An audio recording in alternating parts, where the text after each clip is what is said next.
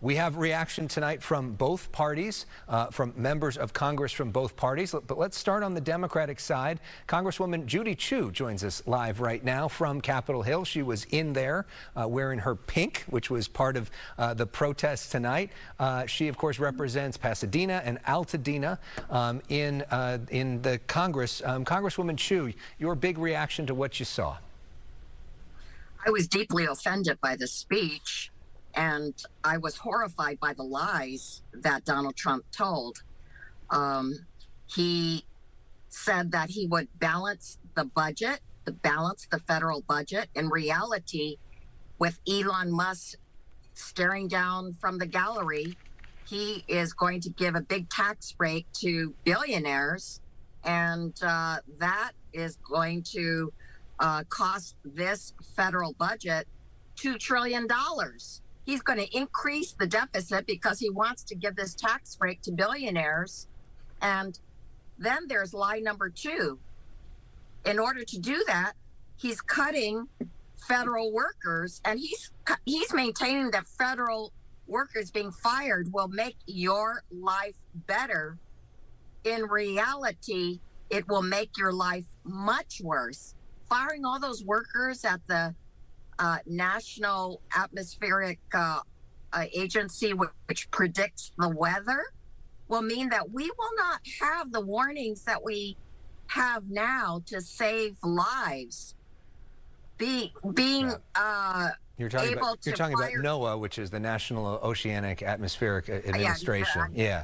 And so one of the big questions for the Democrats now is, what do you do to fight back? We saw different versions of that. We saw what Al Green did. We saw some of your colleagues simply walking out. We saw some of your colleagues holding up signs. We saw some of your colleagues not showing up at all. What do you think's the right way to fight back against this, and how are you choosing to do it? Well, I did walk out because I could not take it, especially at the point at which he called Senator Warren Pocahontas. I thought that was truly below the belt and disgusting. But I also feel that we need to expose these lies. By the way, the third lie is that he is helping the police and making us safer. In reality, he pardoned all those January 6 people who hurt the Capitol Police and sent them to the hospital. They injured over 100 police officers. So that's another upsetting lie. Well, we have to expose these lies. And what I say is we have to legislate, litigate, and activate. We need to pass the legislation, and we dare 3 Republicans to not protect our tax privacy information and all the other things that Elon Musk and others are doing that is illegal. And we need to litigate. We actually have over 100 lawsuits against these actions because they are illegal. Yeah. Congress appropriated these funds. And then third, we have to activate. We have to be there and protest at the town halls and on the streets and rallies. Well, and part of that litigation is an ask for $40 billion from the federal government for wildfire relief. You represent Altadena. You're leading the response to the Eaton fire. Tonight, you brought with you an Eaton fire survivor who's a longtime educator in the community. I know we have some photos of the two of you throughout the day. We did not hear anything about Southern California's wildfires from the president tonight, even though it's one of the biggest disasters in the history of America. Are you confident that we are going to get that money? And what do you say to Republicans who say there needs to be strings attached because they don't trust California to spend it well? Never in the history of this country have we had conditions attached to disaster aid. In fact, just in December, I voted on aid for the hurricanes in Georgia and the Carolinas. And it was with no conditions. Now, I do want to tell you that North Carolina is asking for $45 billion in disaster aid.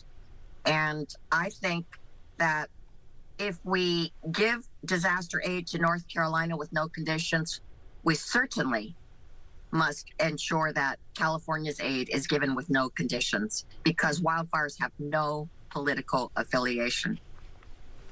Yeah, and there were a whole lot of Republicans and Democrats who lost their homes in your district and Altadena and in Pasadena. Congresswoman, thanks so much for sharing your views. We appreciate you staying up late with us tonight, where it's 11:30 in Washington. We appreciate it. Thank you so much. And we're going to be having Republican response from Kevin Kiley, who is going to be joining us in just a moment, momentarily. But ladies, it's striking to see the difference between the two parties, right? I mean, you look at a Republican pep rally, and then the Democrats. I mean, we've never seen an opposition party react quite the way that the Democrats did tonight, with so many people walking out in like that. I mean, even during the Biden administration, Republicans clearly had members that acted questionably, including Marjorie Taylor Greene and Lauren Boebert, but not the sort of mass we're all walking out sort of thing. Yeah, it was either walking out, staying put, and having those signs prepared. I mean, professional signs there. Right. That's something I had never seen. Right, and certainly not that many of them, too. There was a coordinated effort among the Democratic caucus, sort of a strategy to not clap for many things, which sometimes worked, but then also sometimes seemed awkward. I mean, there was this moment with DJ, who was this brain cancer survivor. That was a beautiful moment, for all sides. And the Democrats weren't standing up, and so that was a questionable moment. You have a little child there who was honored as wanting to be a police officer. That was really a special moment, I think. But it was one of the more raucous scenes I think I've ever seen. I'm thinking, are we in a foreign country? Yeah, it's changed. We're in a different. Our country has changed. So we're no longer in the same country that we were in 20 years ago. You have this Democrat removed from the whole presidential speech, and members of the Republican Party are singing, "Na na na, hey, hey, hey, goodbye." Right. I'm thinking, is this a presidential speech? I was kind of shocked by the start of it all. And front and center, the Supreme Court justices. Right. Who are going to have to hear a lot of these cases and will decide a lot of the fate of the Donald Trump administration. Joining us now, though, is a different perspective. Kevin Kiley is a Republican who represents Rockland in the House. Congressman, thanks so much for being with us. We appreciate it. Your response to the speech tonight. Yeah, thanks for having me, Alex. I think that it was very refreshing in a lot of ways. And the president used the expression a revolution in common sense. And that's what's sweeping the country, and California in particular, right now, when it comes to the border, when it comes to cutting down on regulations, when it comes to policies we're seeing in our schools, when it comes to water and fire policies. Just to return to common sense, there was so much in that speech that every American should be able to agree with, which is why it was pretty troubling to see that our friends on the other side of the aisle weren't willing to support really anything at all. Even some of the truly inspiring stories of heroic Americans that the president shared during his speech. So that part of it was disappointing. I'm hoping that attitude will change, that we'll see more people in Congress be able to come together around these common sense ideas, because people throughout the country are doing just that. I mean, in the past, we have seen some Republicans shout down the president when it was a Democrat. We think of Joe Wilson with President Obama. We think of Marjorie Taylor Greene, Lauren Boebert last year with President Biden as well. But we saw sort of a lot of that happening tonight. What was it like in the room?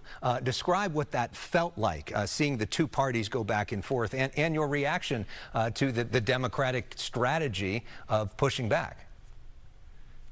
You know, I don't think it really did much. I mean, there were a couple little disturbances that were just more annoying than anything else. But the real focus was on what's happening in the country right now. And I think that, in particular, once the president started sharing the stories of, the family members who lost their children to horrific crimes, or from the withdrawal from Afghanistan, and all of the other anecdotes he shared, and the way that we're trying to bring common sense back to these issues, I think that it really created this incredible energy in the room. It was really electrifying to be there. And so, look, not everyone is going to agree with each and everything that the president said, but by and large, I think that he was advancing propositions which he's backing up with policy, which Congress is working with the administration on, they're going to be profoundly good for our country, and that people of all partisan affiliations will be able to support. So I think it was an exciting night to be an American, and I think that we have a lot that we can build on going forward.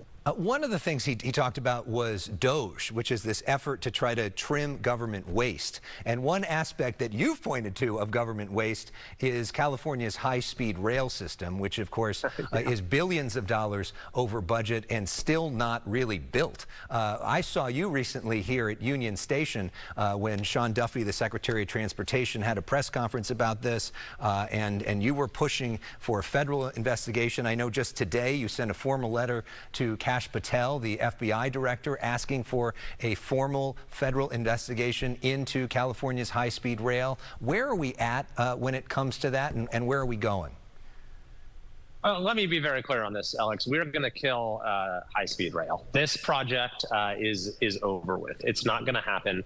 It is now not just billions of dollars over budget. It's like $100 billion over budget. And for what? The Inspector General just found that even the first segment from Bakersfield to Merced, which how many people are going to ride that anyway, from Bakersfield to Merced, it's going to miss its deadline of 2033. In 2033, the New York Times has estimated that it's not on track to be finished even this century. Meanwhile, we've had $17 billion spent, not a single station built, no tracks been laid. There have been 5 CEOs of the rail authority. There have been 0 passengers. Why in the world would we continue to shovel money into this sinkhole when our roads are falling apart, when we have so many other needs in California? So I've introduced legislation to make the project ineligible for any further federal funding. We already have an investigation that's now getting started by the Department of Transportation. And yes, I haven't asked for an FBI investigation as well, because the questions here are so severe and the seeming malfeasance so extraordinary. Kevin Kiley, thanks so much for sharing your views. We really appreciate it. You bet. Thanks for having me.